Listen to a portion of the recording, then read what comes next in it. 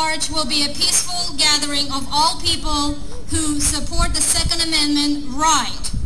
It's a mission to galvanize the courage and resolve of the Second Amendment supporters, gun owners or not. We don't require that people own guns. We just request that you pledge that you support the Second Amendment as your right.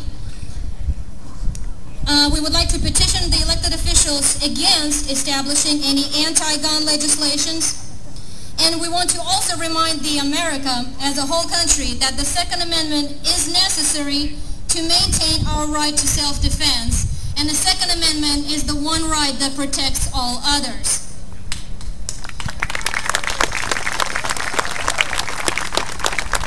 And the Second Amendment is more about our rights than just about guns. Guns are just a tool that a person can use to protect its life and liberty. And a lot of people ask me everywhere I go, why am I doing this? I was born and raised in the Soviet Union when it was still a Soviet Union.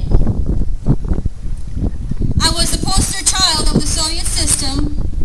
Everything in my life was provided and decided for me by the government.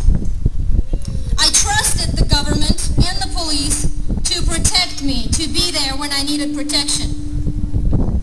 Well, in late 1980s, the government instigated, allowed to happen, ethnic warfares. And my family was caught in that ethnic warfare. So when the soldiers came to our door late one night, my mother and grandmother could not do anything. They had no tools to defend us. So they just begged for mercy. I lived.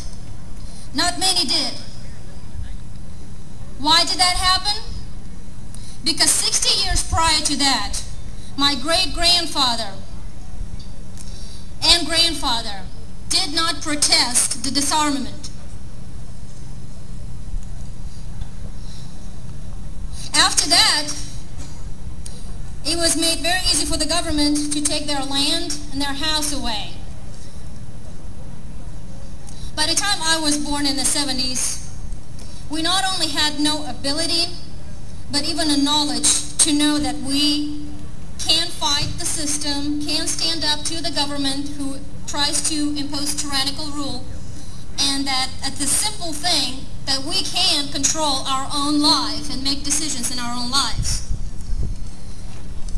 Everyone here today is mad because the government is trying to steal our financial future, and I work for a living just like you all. But the government is also trying to steal your right of self-defense. And the Second Amendment is the one right that protects all those inalienable rights that are recognized to the people by the Constitution. Second Amendment is the one right that keeps free men free and not slaves.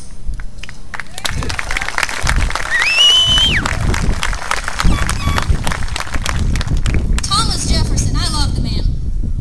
He said, no free man shall ever be debarred the use of arms.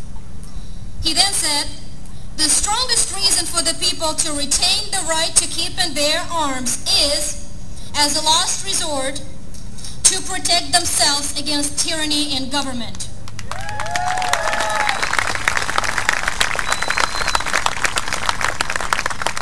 Unfortunately, some of our representatives in Richmond and most of them in D.C., so-called representatives, attempt to pass laws that would restrict our access to firearms or ammunition, restrict our ability to protect our lives at all times as we go about our daily activities, which in fact is infringing on the Second Amendment right. Now here's the kicker. I stand in front of you today and I'm not a citizen of this great country. I am a legal resident. I am a green card holder. I live in Virginia, and I exercise more rights today as the legal green card holder resident of Virginia than I can today in my home country.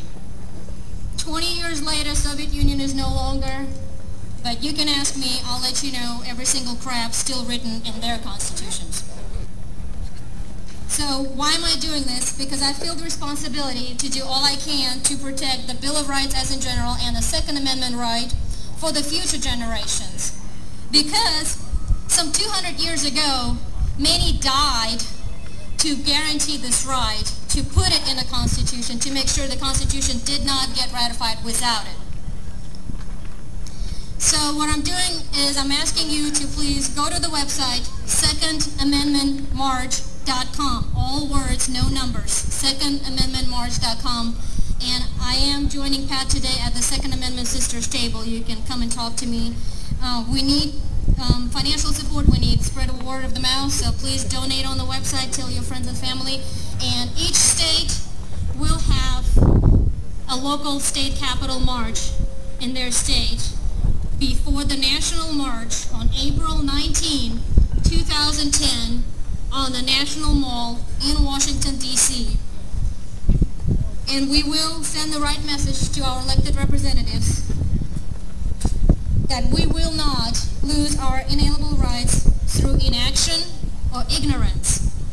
We will not be silent or inactive, especially if they try to disarm us. Thank you.